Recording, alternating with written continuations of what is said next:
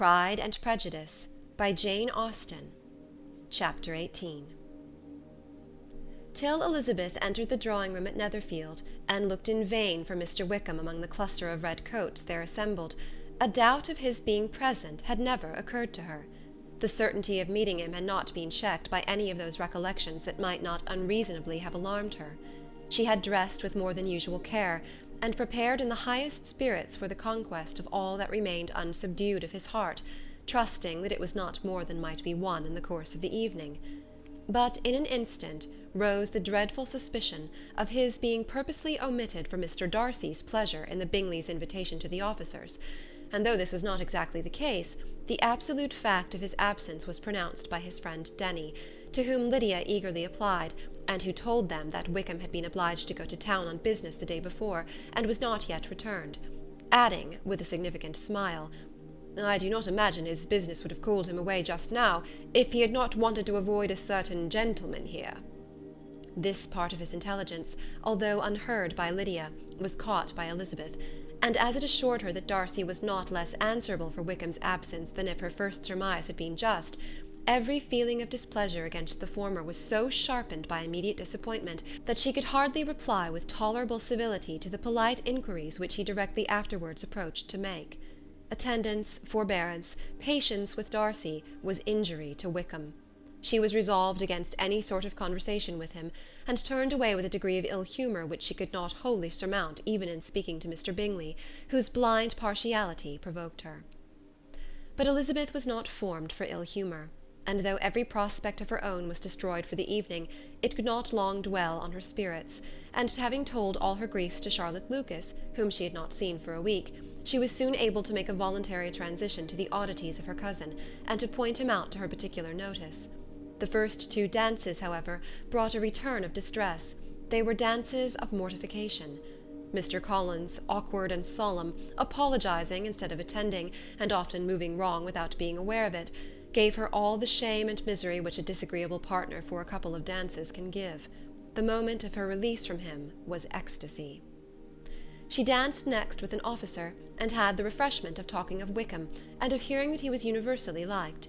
When those dances were over, she returned to Charlotte Lucas, and was in conversation with her, when she found herself suddenly addressed by Mr. Darcy, who took her so much by surprise in his application for her hand, that, without knowing what she did, she accepted him. He walked away again immediately, and she was left to fret over her own want of presence of mind. Charlotte tried to console her. "I dare say you will find him very agreeable." "Heaven forbid! That would be the greatest misfortune of all. To find a man agreeable whom one is determined to hate. Do not wish me such an evil."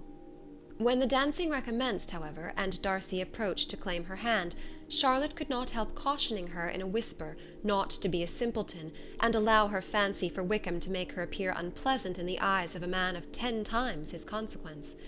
Elizabeth made no answer, and took her place in the set, amazed at the dignity to which she was arrived in being allowed to stand opposite to Mr. Darcy, and reading in her neighbours' looks their equal amazement in beholding it.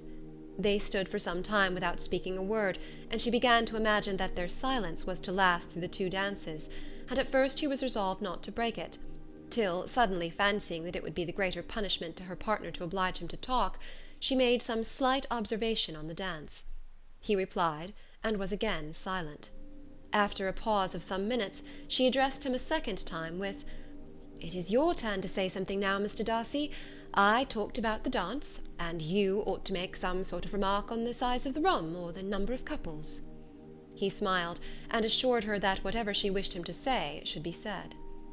"Very well, that reply will do for the present.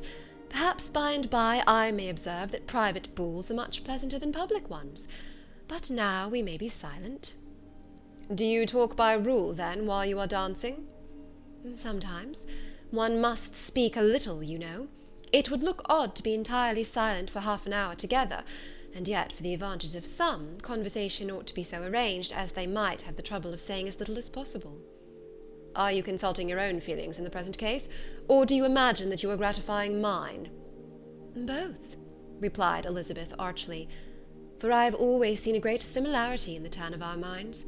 We are each of an unsocial, taciturn disposition, unwilling to speak unless we expect to say something that will amaze the whole room, and be handed down to posterity with all the éclat of a proverb."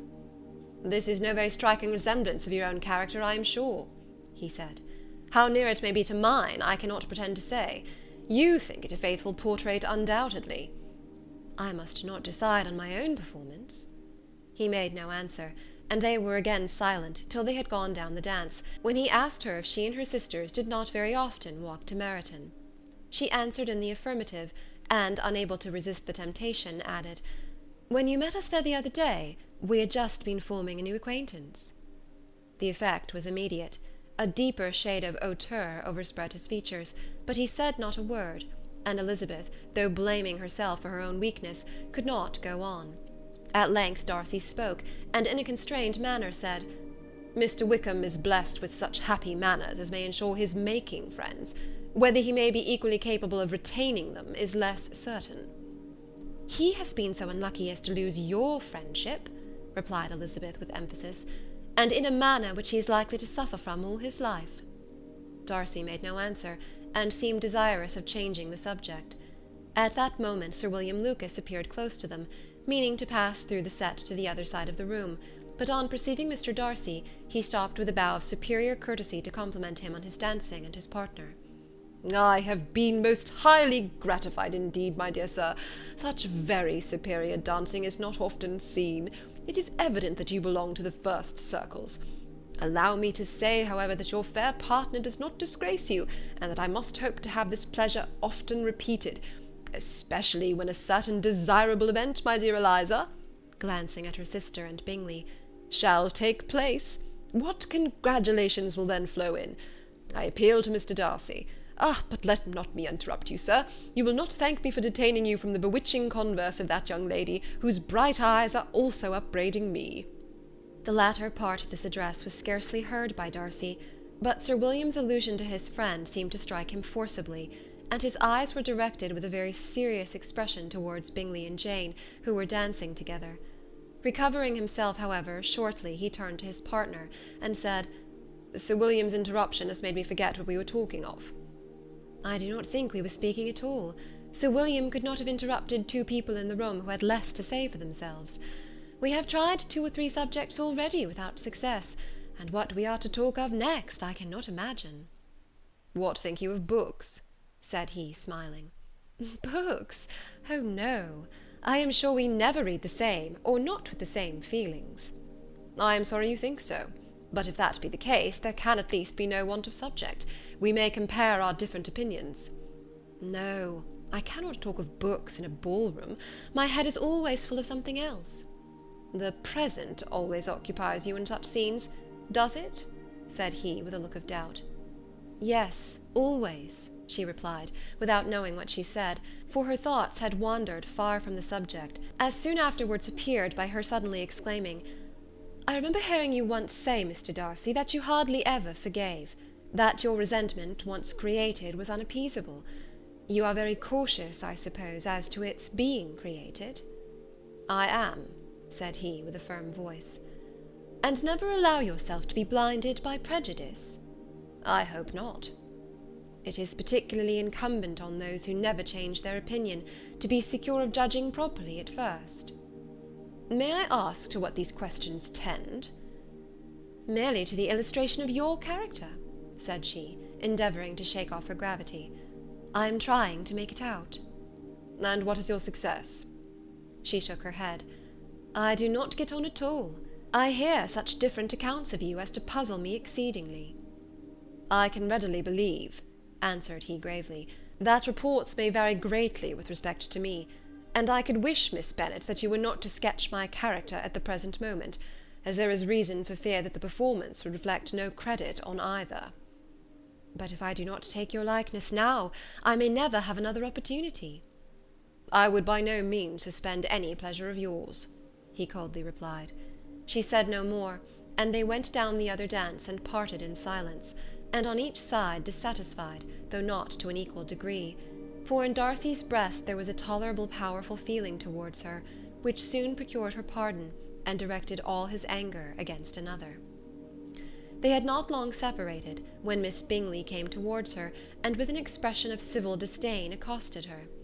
"So, Miss Eliza, I hear you are quite delighted with George Wickham. Your sister has been talking to me about him, and asking me 1,000 questions, and I find that the young man quite forgot to tell you, among his other communication, that he was the son of old Wickham, the late Mr. Darcy's steward. Let me recommend you, however, as a friend, not to give implicit confidence to all his assertions, for as to Mr. Darcy's using him ill, it is perfectly false, for on the contrary, he has always been remarkably kind to him, though George Wickham has treated Mr. Darcy in a most infamous manner. I do not know the particulars, but I know very well that Mr. Darcy is not in the least to blame, that he cannot bear to hear George Wickham mentioned, and that though my brother thought that he could not well avoid including him in his invitation to the officers, he was excessively glad to find that he had taken himself out of the way. His coming into the country at all is a most insolent thing indeed, and I wonder how he could presume to do it. I pity you, Miss Eliza, for this discovery of your favourite's guilt, but really, considering his descent, one could not expect much better." "His guilt and his descent appear by your account to be the same," said Elizabeth angrily, "for I have heard you accuse him of nothing worse than being the son of Mr. Darcy's steward, and of that I can assure you he informed me himself." "I beg your pardon," replied Miss Bingley, turning away with a sneer. "Excuse my interference. It was kindly meant." "Insolent girl," said Elizabeth to herself, "you are much mistaken if you expect to influence me by such a paltry attack as this. I see nothing in it but your own wilful ignorance and the malice of Mr. Darcy." She then sought out her eldest sister, who was undertaken to make inquiries on the same subject of Bingley. Jane met her with a smile of such sweet complacency, a glow of such happy expression, as sufficiently marked how well she was satisfied with the occurrences of the evening.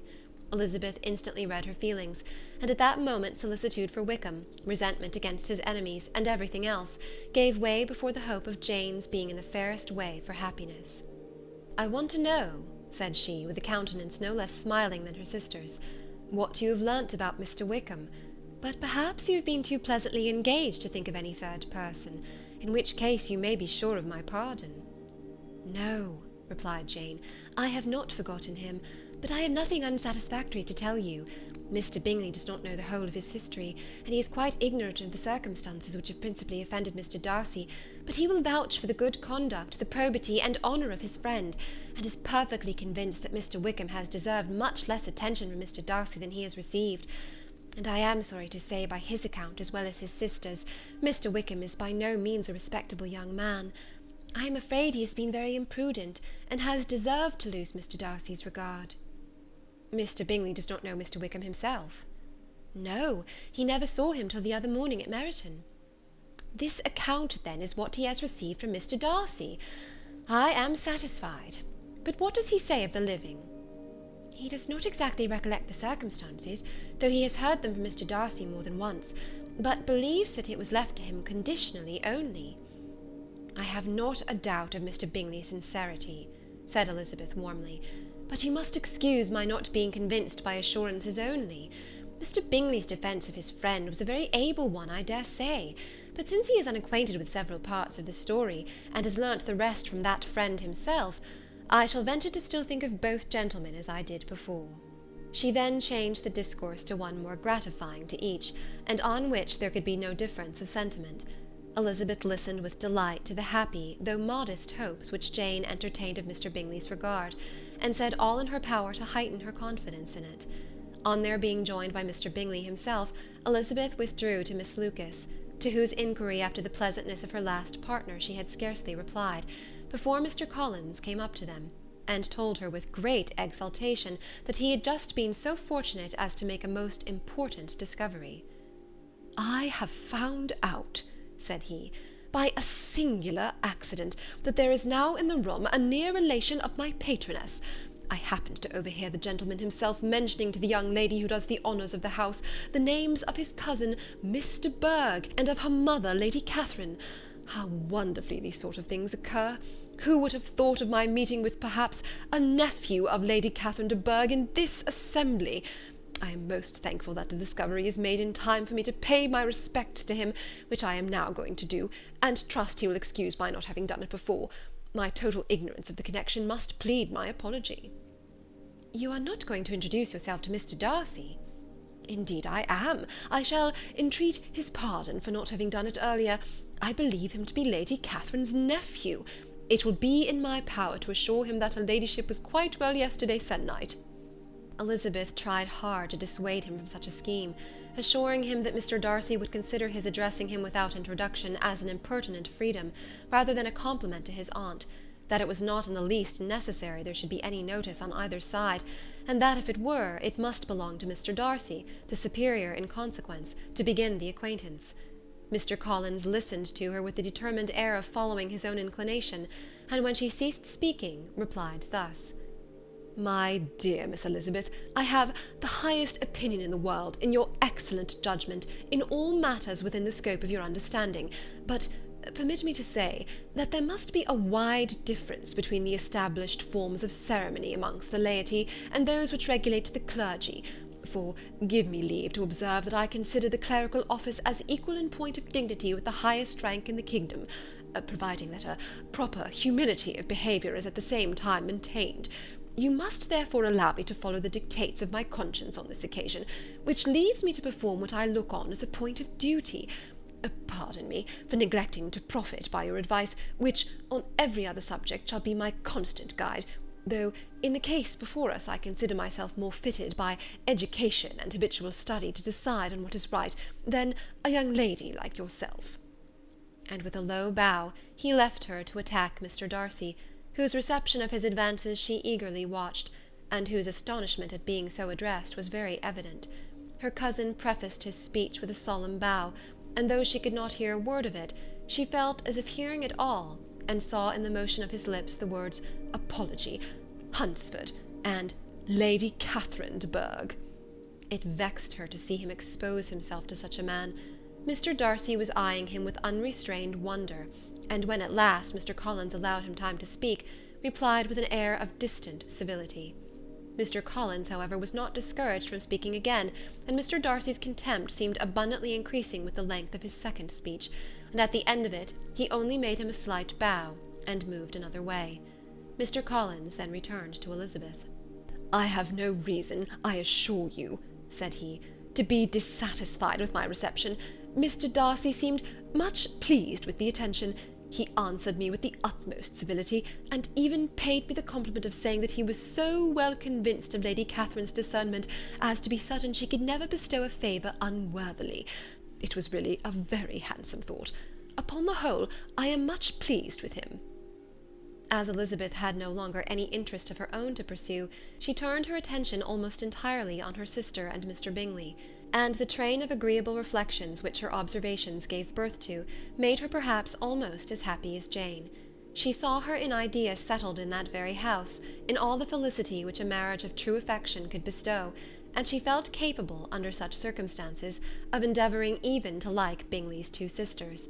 Her mother's thoughts she plainly saw were bent the same way, and she determined not to venture near her, lest she might hear too much.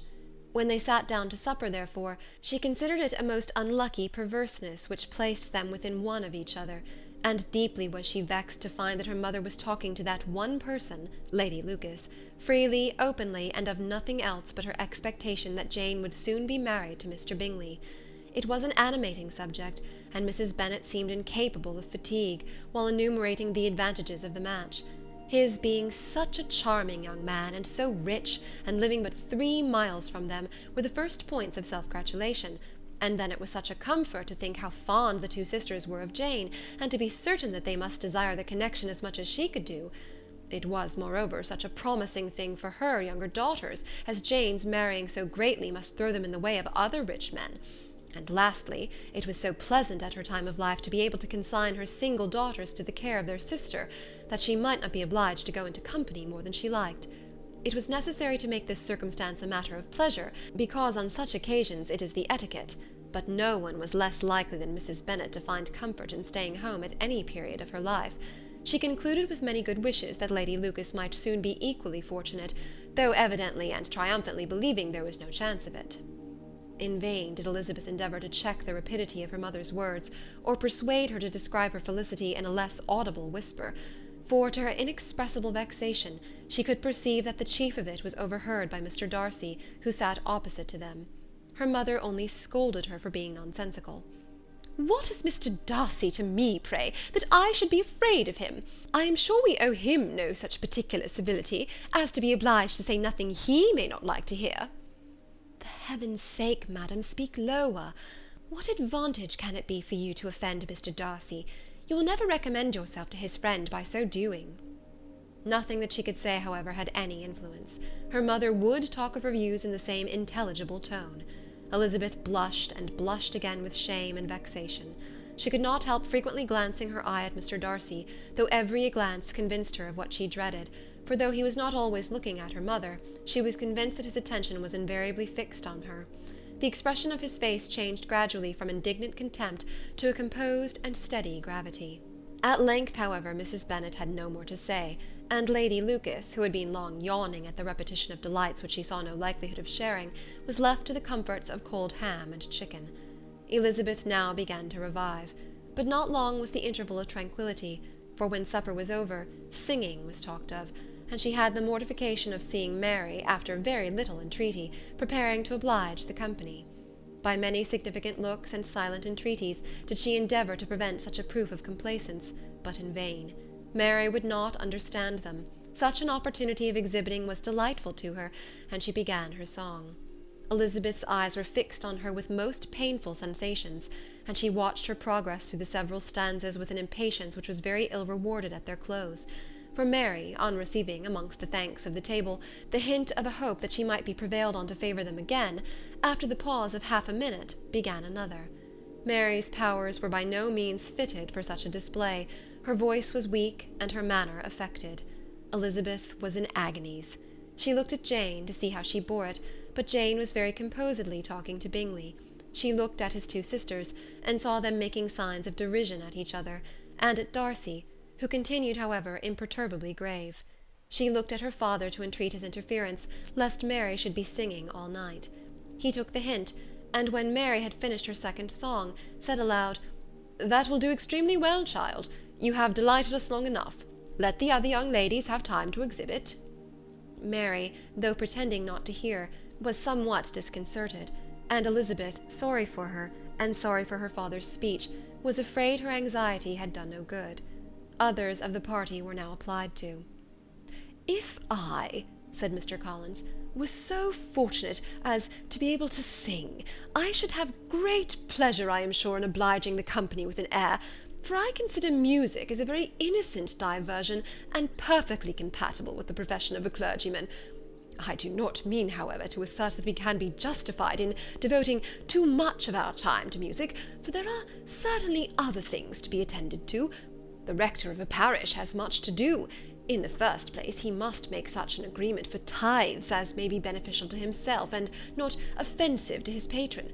He must write his own sermons, and the time that remains will not be too much for his parish duties, and the care and improvement of his dwelling, which he cannot be excused from making as comfortable as possible, and I do not think it of light importance that he should have attentive and conciliatory manner towards everybody, especially towards those to whom he owes his preferment. I cannot acquit him of that duty, nor could I think well of the man who should omit an occasion of testifying his respect towards anybody connected with the family." And with a bow to Mr. Darcy, he concluded his speech, which had been spoken so loud as to be heard by half the room. Many stared, many smiled, but no one looked more amused than Mr. Bennet himself, while his wife seriously commended Mr. Collins for having spoken so sensibly, and observed in a half-whisper to Lady Lucas that he was a remarkably clever, good kind of young man. To Elizabeth it appeared that, had her family made an agreement to expose themselves as much as they could during the evening, it would have been impossible for them to play their parts with more spirit or finer success, and happy did she think it for Bingley and her sister that some of the exhibition had escaped his notice, and that his feelings were not of a sort to be much distressed by the folly which he must have witnessed. That his two sisters and Mr. Darcy, however, should have such an opportunity of ridiculing her relations was bad enough, and she could not determine whether the silent contempt of the gentlemen or the insolent smiles of the ladies were more intolerable. The rest of the evening brought her little amusement. She was teased by Mr. Collins, who continued most perseveringly by her side, and though he could not prevail on her to dance with him again, put it out of her power to dance with others. In vain did she entreat him to stand up with somebody else, and offer to introduce him to any young lady in the room. He assured her that as to dancing he was perfectly indifferent to it, that his chief object was by delicate attentions to recommend himself to her, and that he should therefore make a point of remaining close to her the whole evening. There was no arguing upon such a project. She owed her greatest relief to her friend Miss Lucas, who often joined them, and good-naturedly engaged Mr. Collins' conversation to herself. She was at least free from the offence of Mr. Darcy's further notice. Though often standing within a very short distance of her, quite disengaged, he never came near enough to speak. She felt it to be the probable consequence of her allusions to Mr. Wickham, and rejoiced in it. The Longbourn party were the last of all the company to depart, and by a manoeuvre of Mrs. Bennet, had to wait for their carriage a quarter of an hour after everybody else was gone, which gave them time to see how heartily they were wished away by some of the family. Mrs. Hurst and her sister scarcely opened their mouths, except to complain of fatigue, and were evidently impatient to have the house to themselves. They repulsed every attempt of Mrs. Bennet at conversation, and by doing so threw a languor over the whole party, which was very little relieved by the long speeches of Mr. Collins, who was complimenting Mr. Bingley and his sisters on the elegance of their entertainment, and the hospitality and politeness which had marked their behaviour to their guests. Darcy said nothing at all. Mr. Bennet, in equal silence, was enjoying the scene. Mr. Bingley and Jane were standing together, a little detached from the rest, and talked only to each other.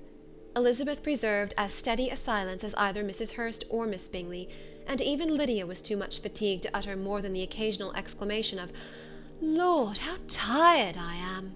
accompanied by a violent yawn.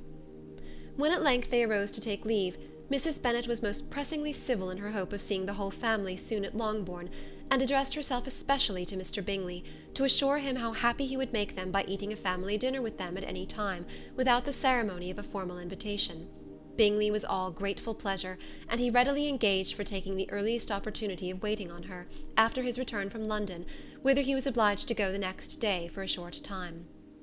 Mrs. Bennet was perfectly satisfied, and quitted the house under the delightful persuasion that, allowing for the necessary preparation of settlements, new carriages, and wedding clothes, she should undoubtedly see her daughter settled at Netherfield in the course of 3 or 4 months. Of having another daughter married to Mr. Collins, she thought with equal certainty, and with considerable, though not equal, pleasure.